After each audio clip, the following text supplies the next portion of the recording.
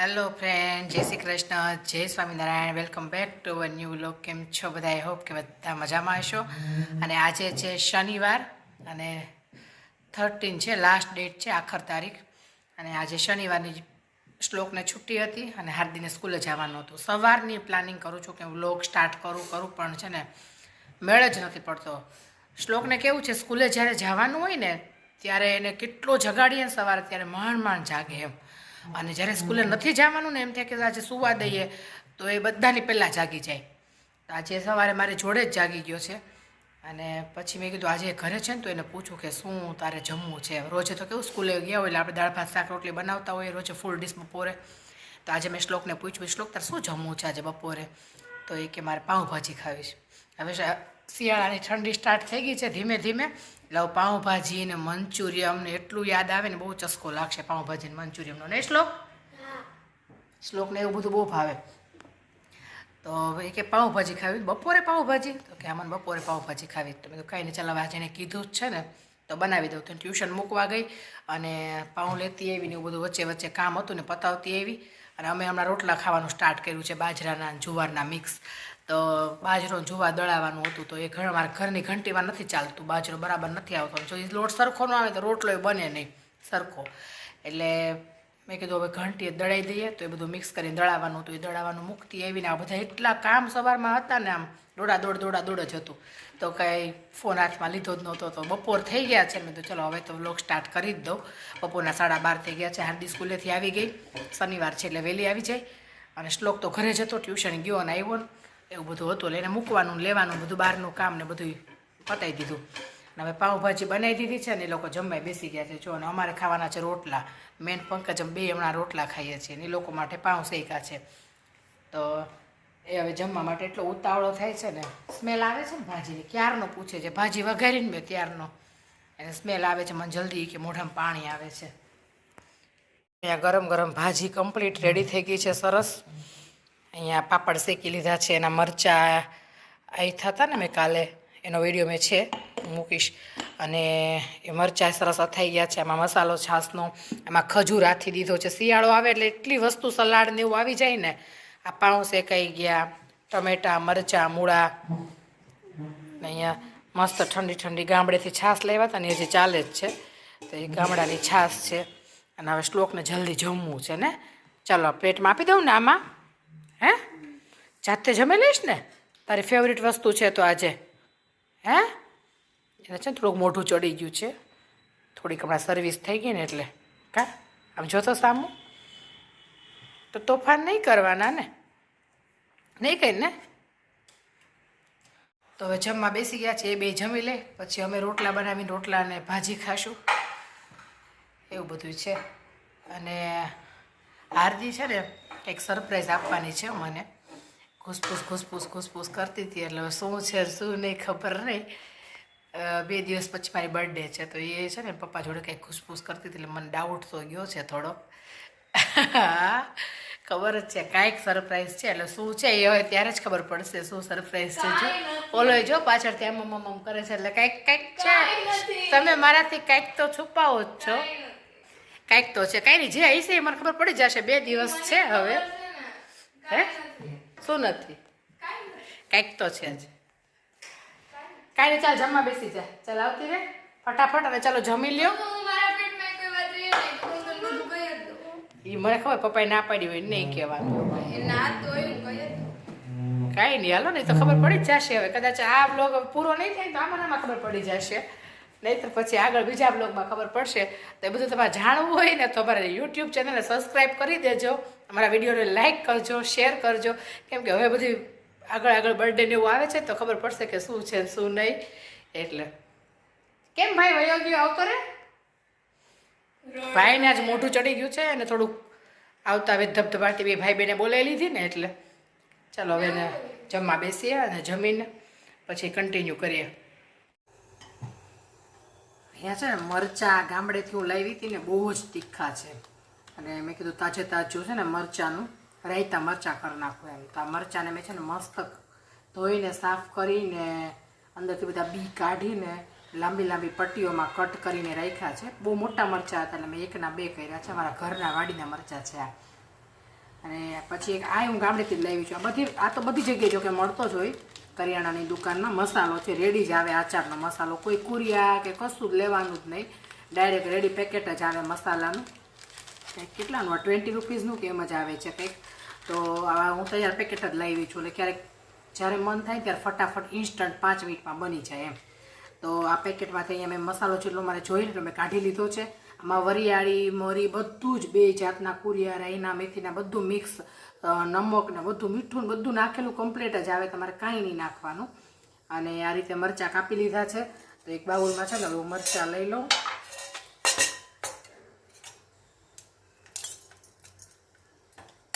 અને જ્યાં મસાલો છે ને એ મસાલો બધો નાખી દો અંદર. જેટલા મરચાં હોય ને એ પ્રમાણે મસાલો લેવાનો, વધારે ઓછો. અને આમાં અમે 1.5 લીંબુનો, 1.5 નાનું લીંબુ હતું એટલે 1.5 છે, બાકી 1 લીંબુનો રસ કાઢી લીધો છે. એટલે લીંબુનો રસ નાખી દો. તાજું ખાવું હોય ને તો બસ આટલી જ વસ્તુ નાખવાની ને સરસ મિક્સ કરી લેવાનું. પણ જો તમારે આને સ્ટોર કરીને રાખવું હોય ને થોડાક વધારે દિવસ માટે, તો આમાં થોડું તેલ ગરમ કરી પછી થોડું ઠંડુ થઈ જાય ને પછી નાખવાનું આમાં. પણ હું તેલ કે એવું કાંઈ જ નથી નાખવાની, ખાલી લીંબુનો રસ જ નાખ્યો છે, બીજું કાંઈ જ નહીં. 3 જ વસ્તુ છે, આ મસાલો, લીંબુનો રસ અને મરચાં. એટલા મસ્ત ટેસ્ટી આ મરચાં બને છે. એમાં બધું વરિયાળી બધું મિક્સ જ આવે. વરિયાળીની સ્મેલ બહુ સરસ આવે છે આમાં. મસાલો તમને જેટલો વધારે ઓછો જોઈએ ને એટલો નાખવાનો.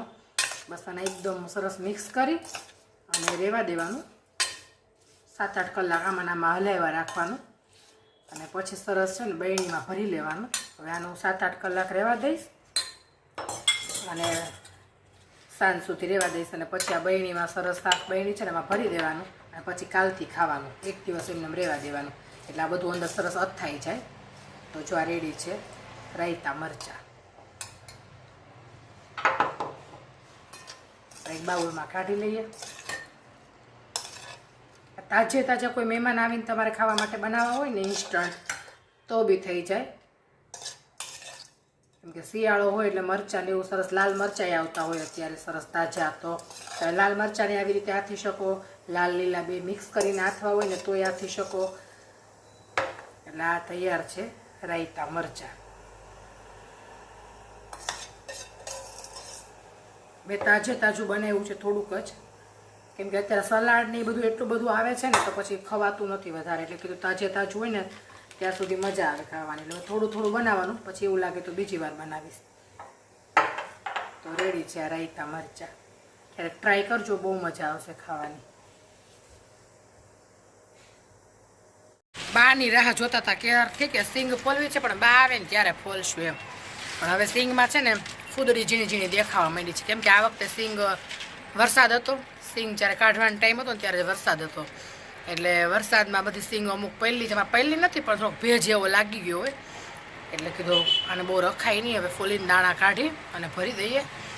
તો મેં તો બાની રાહ નથી જોવી, થોડીક જેટલી ફોલાય એટલી સાંજે ફોલશું એમ. આ બધી સિંગ જો અત્યારે મેં છે ને ખોઈલી છે.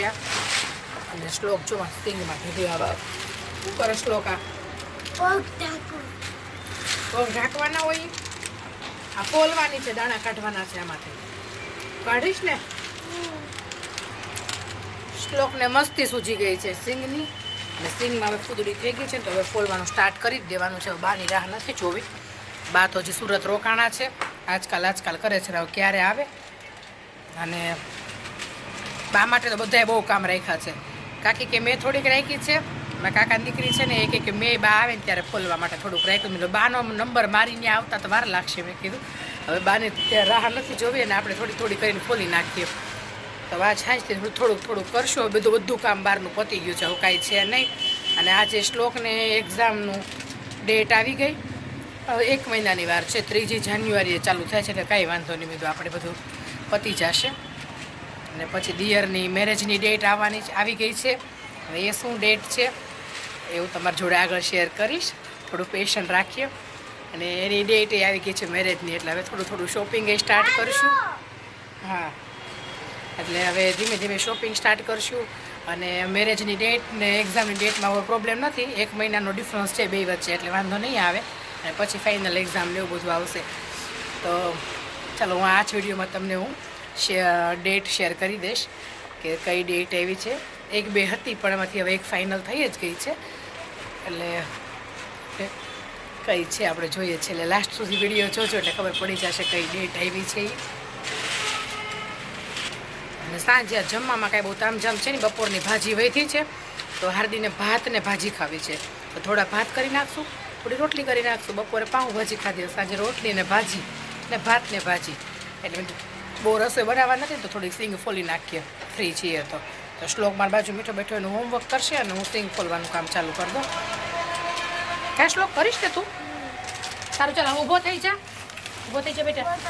ના ઊભો થા, પછી આ ભાંગી જાય, દાણા બધા ફાટી જાય અંદર હોય ને તો. એ કાંઈ માટી નથી રમવાની, માટી છે એ. હા.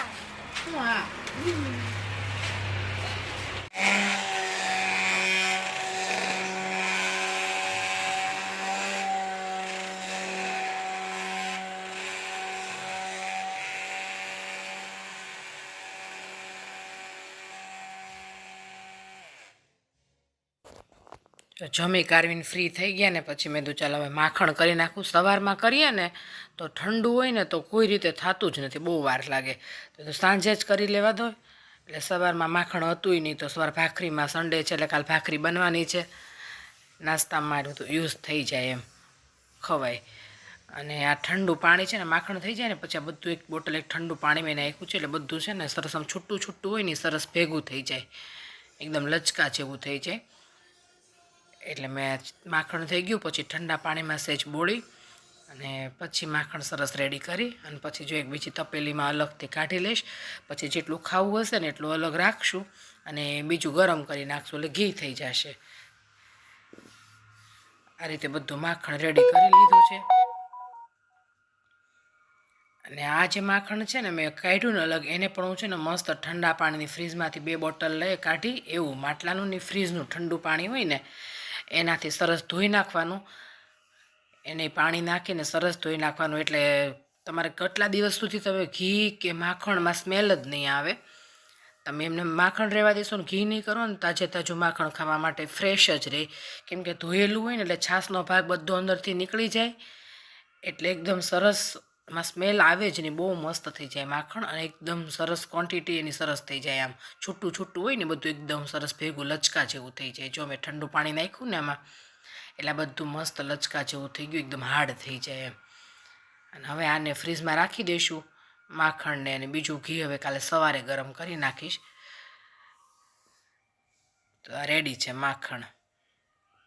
બધું કામકાજ કરીને ફ્રી થઈ ગયા અને વહેલા નવરા થઈ ગયા છીએ. અને આજ છે શનિવાર એટલે કીધું હવે દિવાળી પછી કોઈના ઘરે બેસવા નવા વર્ષનું જવાનું જ નથી. કેમકે પછી 1-2 મેરેજ હતા અને પાછા ગામડે ગયા ને એવું બધું હતું એટલે કે જવાનું જ નહીં.